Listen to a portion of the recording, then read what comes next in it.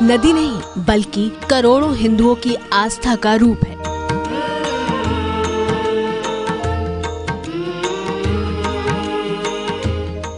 गंगा यानी संपूर्णता को अपने में समेटे करोड़ों लोगों की भावनाओं का प्रतीक है।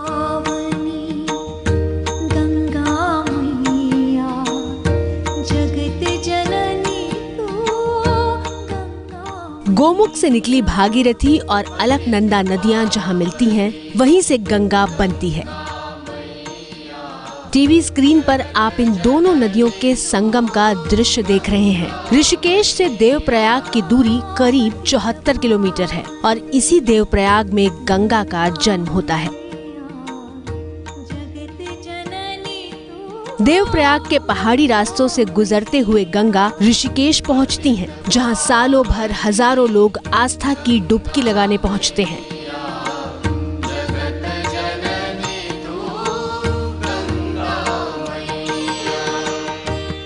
ऋषिकेश से निकलकर हरिद्वार के रास्ते गंगा आगे बढ़ती है और फिर कानपुर, इलाहाबाद, वाराणसी, पटना होते हुए गंगा सागर में मिल जाती है।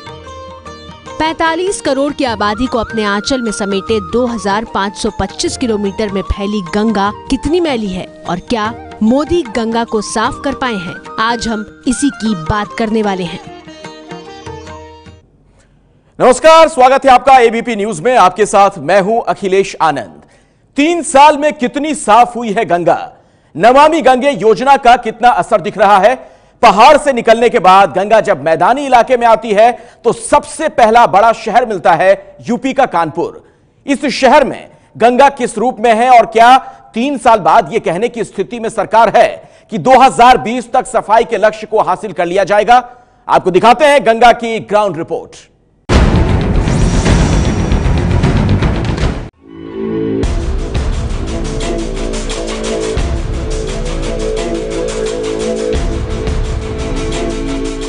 पीएम मोदी की इस महत्वाकांक्षी योजना की ग्राउंड रिपोर्ट जानने दिल्ली से हमारे संवाददाता विजय विद्रोही कानपुर के लिए रवाना हुए। पूर्व का मैनचेस्टर कहा जाने वाला कानपुर चमड़ा उद्योग के लिए जाना जाता है। यहाँ पहुँचने के बाद विजय विद्रोही ने गंगा का जो हाल देखा वो वाकई में आपको परेशान कर देगा।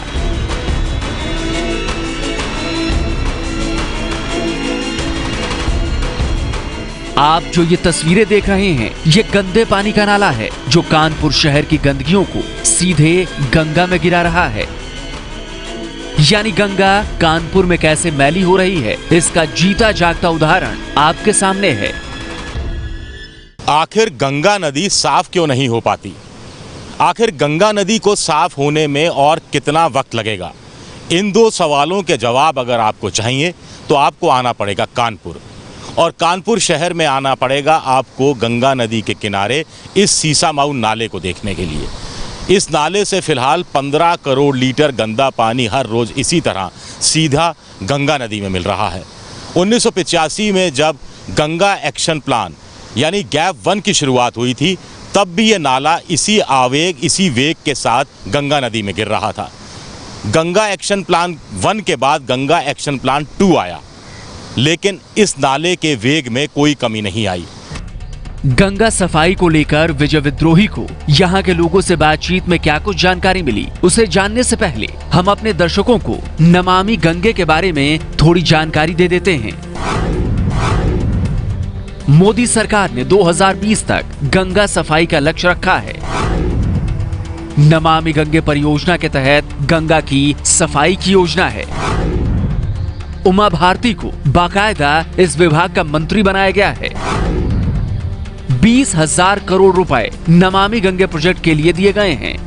गंगा में गंदगी के लिए सबसे ज्यादा जिम्मेदार शहरों से निकलने वाले नाले हैं। कानपुर शहर गंगा किनारे बसा है और चमड़ा फैक्ट्रियों के अलावा बाकी शहर का गंदा पानी भी गंगा में मिलता है। यहाँ हमारी मुलाकात 40 साल के राजकुमार से हुई जो नाव चलाते हैं। गंगा सफाई की योजना को लेकर भला राजकुमार से बेहतर और कौन बता सकता है। तो आपको उम्मीद है कि आपकी जिंदगी में आप इसको नाले को बंद होता देख पाएंगे?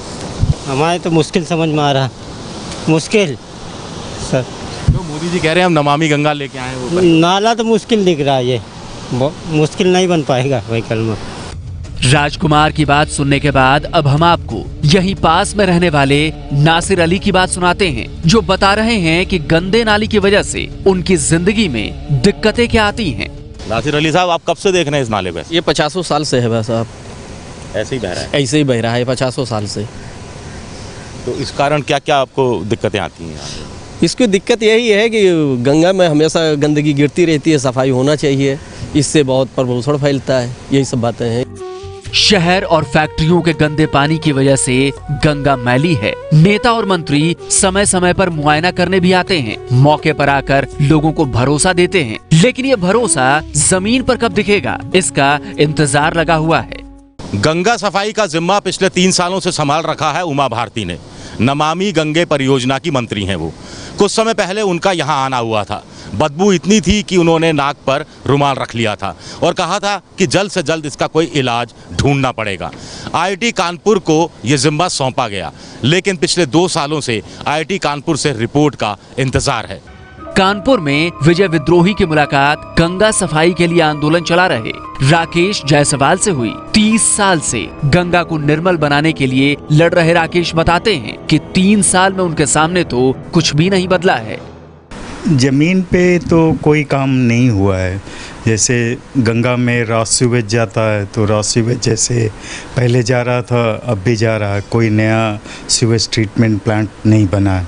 और कानपुर में 400 से अधिक टैनरीज गंगा तट पे हैं, तो उनका इफ्लुएंट गंगा में जा रहा था, तो उसके लिए भी कोई काम नहीं हुआ है। सीसामऊ नाले को लेकर इतने सालों से हम कह रहे हैं कि अभी तक कोई तोड़ इसका क्यों नहीं निकल पा रहा? गवर्नमेंट के पास इसकी सही योजना नहीं हो। हमें लगता है कि जल निगम वो झूठ बोलता है। इतने लोगों की बात सुनने के बाद हमें लगा कि फैक्ट्री चलाने वालों से भी बात करनी चाहिए। दर्शकों को हम बता दें कि कानपुर में 400 चमड़ा बनाने वाली फैक्ट्रियां हैं, जिससे निकलने वाले गंदे पानी का मुद्दा भी सुलझना बाकी है। फैक्ट्रियों से इस समय 2.5 से 3 करोड़ लीटर गंदा पानी निकलता है। STP यानी सीवेज ट्रीटमेंट प्लांट की क्षमता 90 लाख लीटर पानी साफ करने की है। टैनरी यानी चमड़ा फैक्ट्री मालिकों का कहना है कि STP की क्षमता बढ़ाना ही विकल्प है और इसके लिए वो पैसा तक देने को तैयार हैं, जबकि सरकार के पास टैनरीज हटाने का भी प्रस्ताव है।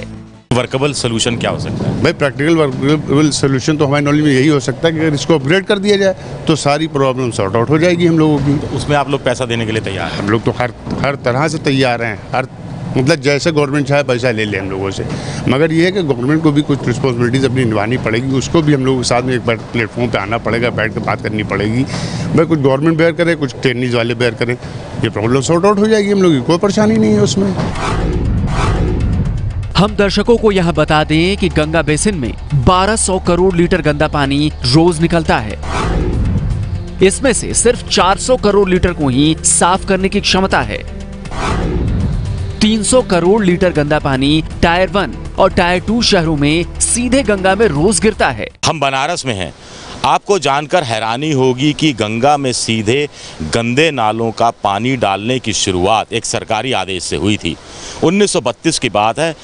तब बनारस के कमिश्नर हॉकिंस हुआ करते थे और उन्होंने एक आदेश निकाला था जिसके तहत ये जो आप 80 का नाला या नांगल का नाला देख रहे हैं, ये पानी सीधा गंदा पानी सीधा गंगा में जाने लगा था। 1932 से लेकर अब तक यानी करीब 85 सालों में यहाँ कुछ नहीं बदला है। इस समय 4 करोड़ लीटर गंदा पानी इस तरह हर रोज़ सीधा गंगा में समाहित हो रहा है। अब जाकर नमामि गंगे परियोजना के तहत एक अलग से पानी की निकासी का एक सूत्र बनाया गया है। अब गंदा पानी यहाँ जो आप देख रहे हैं, ये जो बन रहा है, यहाँ से होते हुए पाइप के थ्रू सीवेज ट्रीटमेंट प्लांट यानी STP तक जाएगा, वहाँ ये साफ हो सकेगा और उसके बाद इस पानी को खेती लायक बना दिया जाएगा।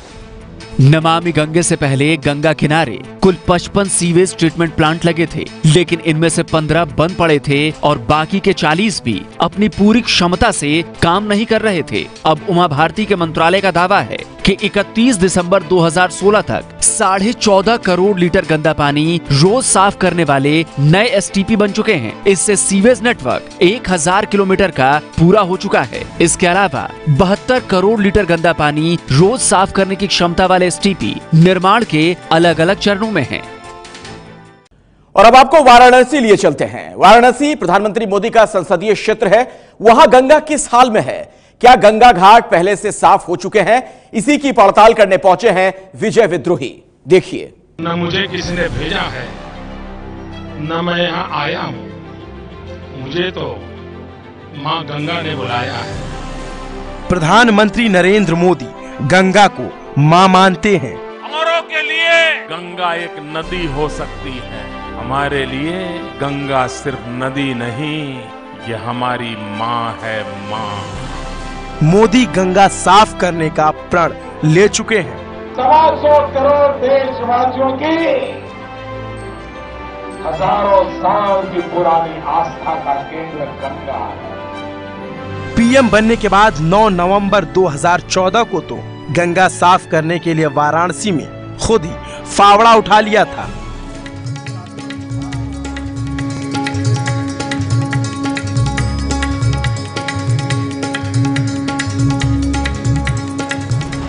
लेकिन मोदी सरकार के 3 साल पूरे होने के बाद भी क्या वाराणसी में गंगा मैया साफ हो पाई है? क्या मोदी की नमामि गंगे परियोजना सफल हुई? क्या है वाराणसी में गंगा का हाल? गंगा का हाल जानने के लिए हमारी टीम आज बनारस में है। अब यहाँ से हम बनारस के प्रसिद्ध घाटों की तरफ बढ़ते हैं। वहाँ मौजूद मस्तमौला लोगों से आपको मिलवाएंगे और साथ ही कुछ दिलचस्प तस्वीरें दिखाएंगे, जिससे आप खुद ही अंदाजा लगा सकें कि गंगा का असली गुनहगार कौन है।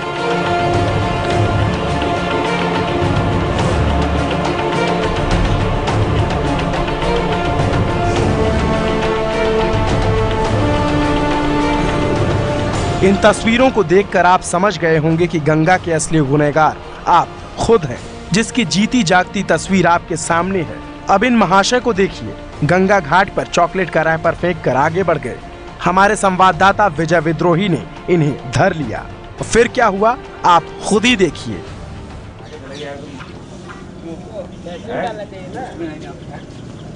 ना आसपास है। सॉरी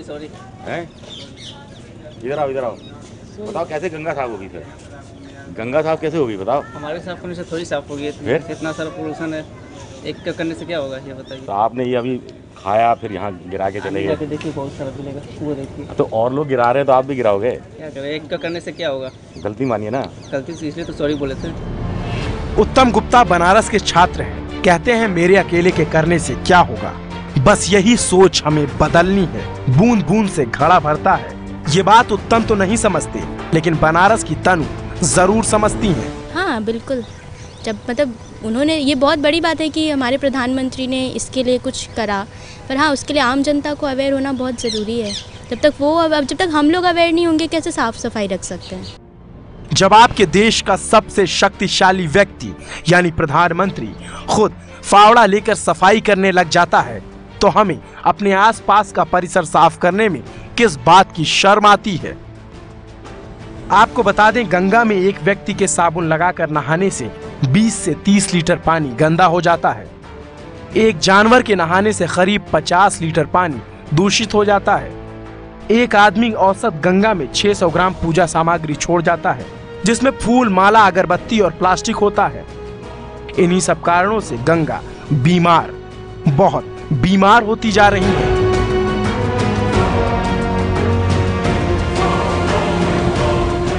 और ये बात बनारस के लोग भी जानते हैं। हाँ, उसे सफाई करना चाहिए। पहली बात तो पूजा जो करते हैं वो कचरा नहीं फैलाए तो अच्छा होगा, और ऐसे ही कचरा फैला देंगे तो फिर प्रॉब्लम होगी, उन्हें भी प्रॉब्लम होगी, प्लस सबको प्रॉब्लम होगी। अब बात बनारस के घाटों की जाए तो इस मोर्चे पर मोदी सरकार खरी उतरती है। घाटों पर दिन रात सफाई का काम चलता है। थोड़ी थोड़ी दूरी पर कूड़ेदान लगाए गए हैं। टैंकर के पानी से घाटों को साफ किया जा रहा है। बनारस के लोग भी मानते हैं कि मोदी के आने से बदलाव तो हुआ है। गंगा तो बहुत बढ़िया पहले से, तो जब से मोदी जी आए हुए हैं काफ़ी अच्छा लग रहा है यहाँ पे। अभी देखिए सफाई चल रहा है यहाँ पे, जो मिट्टी जमी हुई है उसको अभी जो है साफ़ कर रहे हैं, और शाम के टाइम बहुत अच्छा लगता है यहाँ पे। हम लोग लोकल हैं, हम लोग डेली आते हैं। नाले तो साफ नहीं है? नहीं, नाले सर साफ़ हुए हैं, ऐसी बात नहीं है, ऐसा कुछ नहीं है, साफ़ तो हुआ है। कुल मिलाकर बनारस में घाट तो दुरुस्त हुए हैं, लेकिन गंगा की सफाई के मोर्चे पर मोदी सरकार उस रफ्तार से आगे नहीं बढ़ रही जिस रफ्तार से बढ़ना चाहिए था। तय समय यानी साल 2020 तक गंगा साफ हो जाए तो चमत्कार ही माना जाएगा, लेकिन तब तक के लिए बना रहे बनारस। जब 1957 में लंदन की टेम्स नदी साफ हो सकती है, 1986 में यूरोप की राइन नदी साफ हो सकती है, 1990 में अमेरिका और मेक्सिको के बीच बहने वाली कोलोराडो नदी साफ हो सकती है, तो फिर आखिर गंगा साफ क्यों नहीं हो सकती? बस ज़रूरत है दृढ़ राजनीतिक इच्छा शक्ति की। कैमरामैन मोहित के साथ विजय विद्रोही, बनारस, एबीपी न्यूज़। ये है एबीपी न्यूज़, आपको रखे आगे।